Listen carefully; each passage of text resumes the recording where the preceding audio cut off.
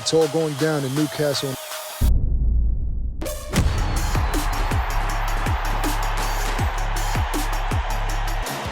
You don't want to miss this one.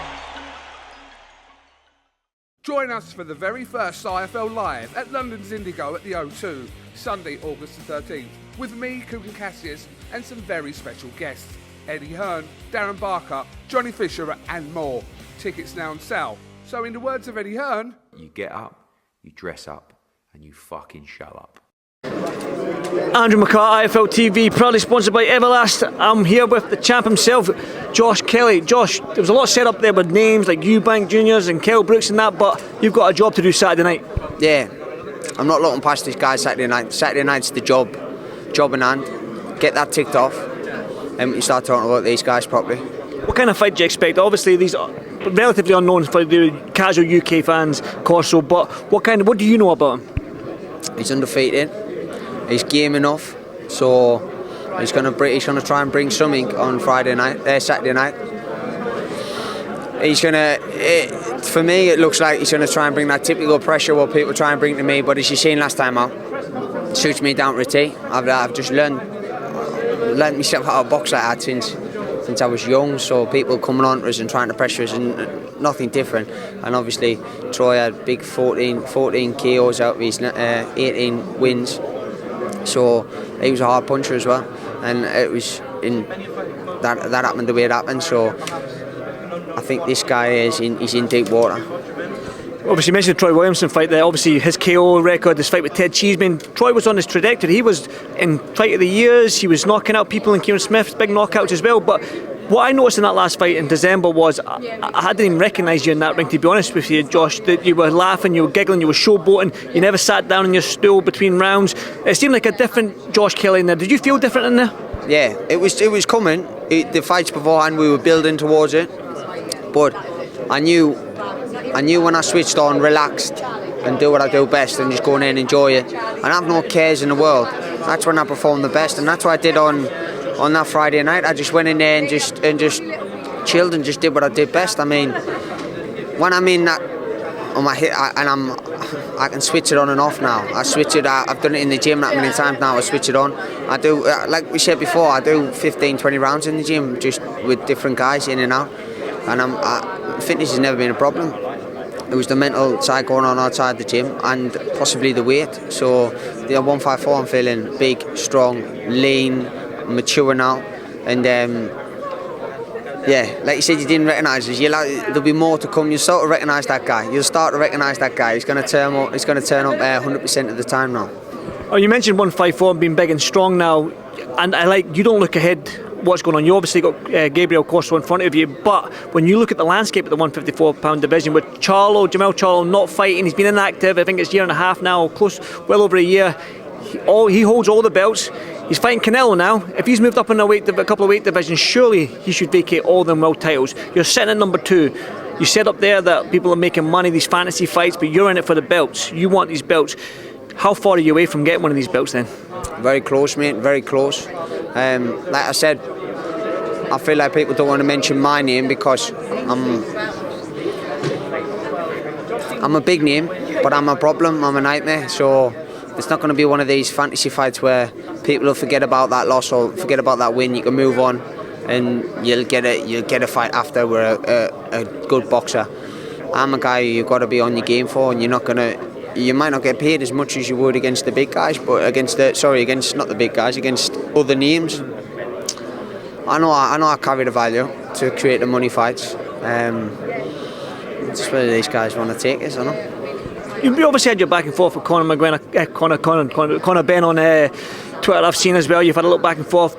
Call's mentioned Chris Eubank up there as well, and whether he can make 154. I don't know if you would go up to 160. These other big names. Kell Brooks come back as well for the UK. But what is it for you? Is it that world title, or is it the big fights like a Kell Brook, a Eubank, or a Benn? Nah, my focus is on the belts, but if one of them big fights come up in the meantime, domestic fights, which are fucking blockbusters, jump at a chance of that, because I know, and they know, I'm the man they don't wanna mention. So yeah. Why do you think they don't want to mention it? Is it because of your style, that horrible? No one says it's a horrible style, but good style to watch, horrible to face. I mean, you look at that last fight there against Troy. Everyone had wrote us up before they even got in. I knew where I was, and that's just me just getting started. Do you get what I mean? And for him to be doing like he says, beating Mason Cartwright, knocking out Ted Cheeseman, he's fought another domestic name, Kieran. Yeah, he beat Kieran Smith. He boxed some good fellas. I'm not sure, but he beat some proper guys, and everyone was writing me off. And for me to make it look like that, how I did, no disrespect to Troy, obviously, to make it look how I did, it shows you I'm levels above that, and everyone, I think, took a step back and thought, oh, listen, this guy's a problem. Do you know what I mean?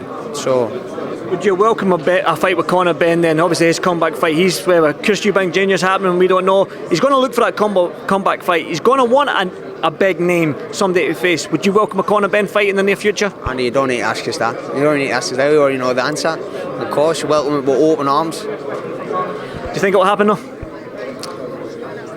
At the moment, no.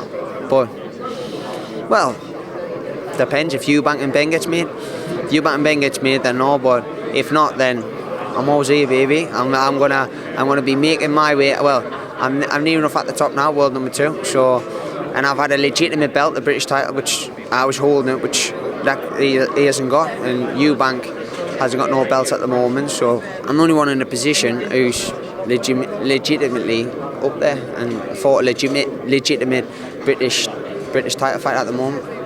Well, selfishly as a boxing fan now, obviously I'm going to ask a selfish boxing fan question now. Liam Smith is a 154 pounder, 160. I think he's ranked with the WBO at 160, but I think he is ranked at 154 as well. I'm not quite sure. Again, another British dust up. I mean, when you look at your style and Liam Smith's style, that come forward style, you're kind of that elusive style. It's going to be a game of cat and mouse. But as a selfish boxing fan, looking at that fight, that's a tasty fight for me. Do you think it's a tasty fight for yourself? Yeah, but me and Liam, I like Liam. I got respect for him. We're on that friend level, so I'd never want to disrespect and sort of call people out like that, because he's a proper guy. But if the money gets offered for that sort of fight, I'm there, 100%. Music to my ears then, Josh. Like I said, Charlo's moving up. Well, looks like he's moving up. He's not fought 154 for well over a year, and close to a year and a half now. These titles become vacant. World champion Josh Kelly. Now a lot of people written you off, but you obviously had the mental issues and everything along there, but you seem happy. Could you see yourself this time next year with a world title around your waist? In this place I am now, 100%. In this place I am now, 100%. But that's got to be it. I've got to be keep yourself in a good place, keep yourself fit outside the gym, which I've been doing, keep yourself mentally, everything nice where I am now. Mate, 100%. Me now, reverse to 2 years or whenever when I boxed the Venetian, the parallels are crazy. They're crazy. Not only in strength and weight, but mainly in the mental realm, and this, I know it's deep, but the spiritual realm as well, bro. I've exercised all them demons, and I'm where I am now. I'm just ready to put performances on, man, one after another. One final one for me then. Obviously Gabriel Corzo, he's talking a good game, he's undefeated. He had a little bit of slight back and forth, a little bit of fun in games with a head-to-head. What's going to happen Saturday night? Oh, you're going to get lit up. He's going to get lit up. He's going to get licked up and lit up. It depends. I can see him. Well, listen, I'm there. I'm going to go in, hit the floor, and everything else will take care of itself. Josh, good to see you smiling again. Good to see you happy, brother. And I'll speak to you soon, okay? Cheers, Josh. Cheers, brother. Thank you.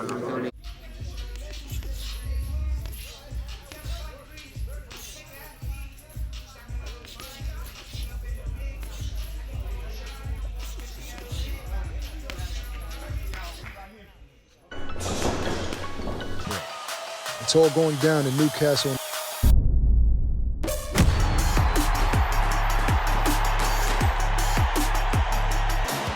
You don't want to miss this one. Join us for the very first IFL Live at London's Indigo at the O2, Sunday, August the 13th, with me, Kugan Cassius, and some very special guests. Eddie Hearn, Darren Barker, Johnny Fisher, and more. Tickets now on sale. So in the words of Eddie Hearn, You get up, you dress up, and you fucking show up.